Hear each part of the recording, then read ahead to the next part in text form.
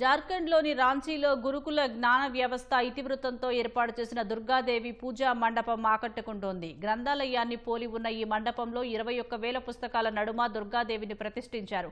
వినూత్నంగా చేయడానికి ఏటా ప్రయత్నిస్తామని, ఈసారి ఎంపిక చేసిన 21,000 పుస్తకాలతో గురుకుల సంప్రదాయ ఇతివృత్తంతో పండల్ నిర్మించామని నిర్వాహకులు తెలిపారు. వీటిలో మత గ్రంథాలు, రామాయణం, మహాభారతం, భగవద్గీత, రాజ్యాంగ నమూనా, హిందీ వర్ణమాల, సైన్స్, చరిత్ర, జార్ఖండ్ ఉద్యమంపై పుస్తకాలు వంటివి ఉన్నాయి. నేటి యువతకు మత గ్రంథాలపై అవగాహన కల్పించడం, ప్రజల్లో తగ్గుతున్న పుస్తక పఠన అలవాటును ప్రాచుర్యంలోకి తీసుకురావడమే లక్ష్యంగా ఈ మండపాన్ని నిర్మించారు.